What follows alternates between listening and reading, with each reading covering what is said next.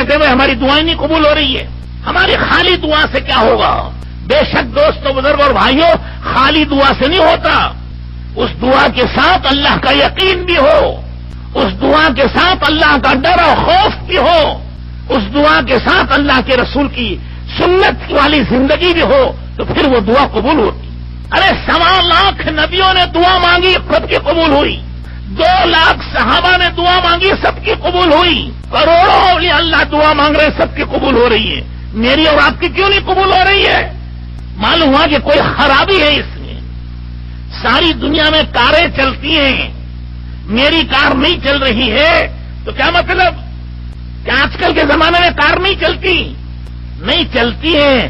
دیکھو تمہارے پیٹرول کے پائپ میں کہیں کچرا اٹک گیا ہے، کچرا صاف کرو، پھر یہ گاڑی چلنے لگے گی. ساری دنیا کی چل رہی ہے تو ہماری کیوں نہیں چل رہی ہے؟ یہ کچرا اٹکا کہیں کمائی میں کوئی گڑبڑ تو نہیں؟ ایک بزرگ کہتے میں نے اپنے دوست کے ہاں دعوت کھائی تو 6 مہینے تک تہجد نصیب ہوئی. اس کے انوارات و برکات محسوس ہوتے تھے.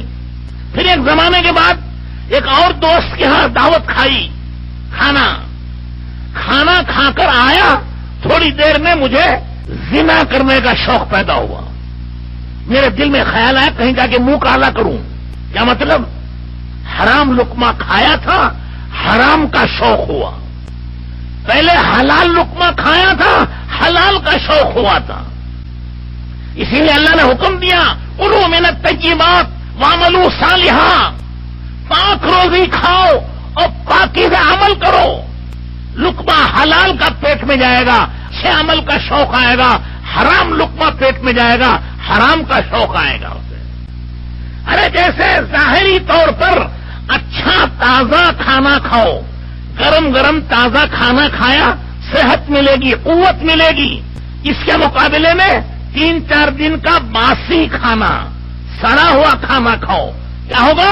خون خراب ہوگا، دمبل آئیں گے، خارش آئے گی، بیماریاں پھیلیں گی. کیا برا کھانا کھایا، بیماری آئی، تازہ کھانا کھایا، اس میں صحت ملی تھی. ایسے ہی حلال لقمہ کھائیں گے، تہجد کا شوق ہوگا، قرآن کا شوق ہوگا، ذکر کا شوق ہوگا، نماز کا شوق ہوگا. حرام لقمہ کھایا تو چوری کا، بدکاری کا شوق ہوگا. آم کا بیج زمین میں ڈالا ہے تو آم ہوں گے، اور اگر کانٹے کا بیج ڈالا ہے تو کانٹے پیدا ہوں گے. کوئی چیز اس ناپاک کو پاک نہیں کر سکتی.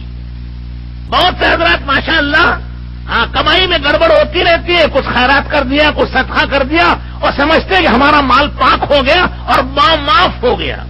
نہ یہ معاف ہوتا ہے، نہ یہ پاک ہوتا ہے. جس کی بنیاد ناپاک ہے وہ ناپاک ہے. آپ نے ایک بکری چھانٹ دی، 2 ٹکڑے کر دیے بغیر بسم اللہ کے، ٹھیک ہے بھائی؟ اب یہ بکری پاک ہے ناپاک ہے؟ ناپاک ہو گئی نا.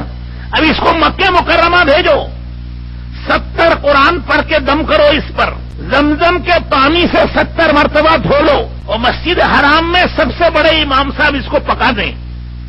پاک ہو گیا بھائی. کیوں؟ 70 قرآن پڑھے یار اس پر، اور زمزم کے پانی سے. اللہ اکبر، اتنا مبارک پانی. علماء کہتے ہیں زمزم کا پانی جنت کے پانی سے بھی مبارک ہے. اور 70 مرتبہ دھویا اور مسجد حرام میں پکایا، اور 20 لاکھ حاجیوں کو جو نماز پڑھاتے ہیں بڑے امام صاحب، انہوں نے پکایا. پاک ہو گیا؟ نہیں. کیوں؟ خشت اول چون ہد معمار کج، تاثریا امیر اود دیوار کج. دیوار کی پہلی اینٹ ٹیڑھی رکھی ہے، ابھی آسمان تک بھی دیوار جائے گی، ٹیڑھی جائے گی. کیونکہ پہلی اینٹ ٹیڑھی ہے، آسمان تک کی دیوار ٹیڑھی جائے گی. اب اس کی بنیاد، اس کو چھانٹ دیا اس بکری کو، ناپاک ہو گیا. اب اس دنیا کی کوئی طاقت پاک نہیں کر سکتی. اگر ہماری کمائیوں کے اندر قرآن و حدیث کے روشنی کے خلاف ہے، اپنی منمانی ہے، اور غلط طریقے سے پیسہ آ گیا، اس کو خیرات کر دو، کچھ بھی کرو، وہ معاف نہ ہوگا نہ پاک ہوگا. اسی لیے حدیث میں آتا ہے بعض لوگ خشک کھال والے، بکھرے ہوئے بال والے پوری رات پکارتے ہیں یا اللہ یا اللہ یا ربنا یا ربنا. انا لک الاستجابہ، قبولیت کہاں سے آئے گی؟ لقمہ حرام کا، کپڑا حرام کا. اللہ پاک ہیں، پاکی کو قبول کرتے ہیں. صرف کمانا فرض نہیں، حلال کمانا فرض ہے. حضرت عبد الرحمن ابن عوف رضی اللہ تعالیٰ عنہ کروڑ پتی صحابی ہیں. ان کی کمائی ہماری نمازوں سے زیادہ مبارک ہے. خالص حلال پاک نورانی. ایک مرتبہ ان کی تجارت کا سامان آیا مدینہ منورہ میں، پورا مدینہ منورہ کی ساری گلیاں بھر گئیں.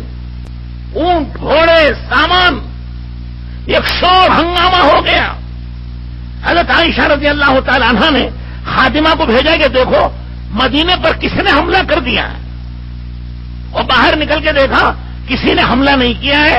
عبد الرحمن ابن عوف رضی اللہ تعالیٰ عنہ کی تجارت کا قافلہ آیا. تو حضرت عائشہ رضی اللہ تعالیٰ عنہ نے فرمایا کہ میں نے اسی لیے سنا ہے کہ میرے صحابہ سب جنت میں چلے جائیں گے، مجھے عبد الرحمن ابن عوف کا انتظار ہوگا، وہ بہت دیر میں آئیں گے. ہانپتے کانپتے یہ آواز آہستہ آہستہ حضرت عبد الرحمن ابن عوف رضی اللہ تعالیٰ عنہ تک پہنچ گئی. حضرت عبد الرحمن ابن عوف آئے گھر اور حضرت عائشہ رضی اللہ تعالیٰ نے پوچھا کہ اماں جان آپ نے میرے بارے میں حضور سے کیا سنا ہے؟ انہوں نے فرمایا کہ میرے تمام صحابہ جنت پہ چلے جائیں گے اور مجھے تمہارا انتظار ہوگا. میں عبد الرحمن ابن عوف کا انتظار کروں گا، وہ بہت دیر میں آئیں گے ہانپتے کانپتے. میں پوچھوں گا کہ عبد الرحمن کہاں رہ گئے تھے؟ وہ کہیں گے کہ یا رسول اللہ حساب میں اٹکا ہوا تھا. یہ عبد الرحمن ابن عوف ہیں جن کو رسول اللہ صلی اللہ علیہ وسلم نے جنتی ہونے کی بشارت دی ہے. پھر بھی حساب تو ہوگا. حساب تو حلال ہی کا ہے، حرام کا حساب نہیں ہے. حرام پر تو عذاب ہی عذاب ہے. حساب جو ہوگا وہ حلال کا ہوگا. تو بہرحال بزرگوں اور دوستوں اور بھائیوں، نمازیں قبول ہوتی ہیں، دعائیں قبول ہوتی ہیں، اللہ پاک حالات کو بناتے ہیں، اس کی زندگی بنتی ہے. لیکن شرط یہ کہ رسول اللہ صلی اللہ علیہ وسلم کے طریقے پر اس کی زندگی جائے. بزرگوں اور دوستوں اور بھائیوں، پھر اسے اللہ جل شانہ دنیا میں بھی چین کی زندگی دیتے ہیں اور آخرت میں بھی چین کی زندگی دیتے ہیں.